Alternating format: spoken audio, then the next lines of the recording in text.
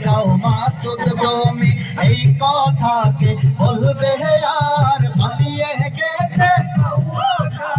কেউ জানে না খবর তার পান হয়ে যাও মাসুদ তুমি পান হয়ে যাও মাসুদ তুমি ফকরুল সাহেব আপনার বাসায় কৌয়া কাদের গেছে নি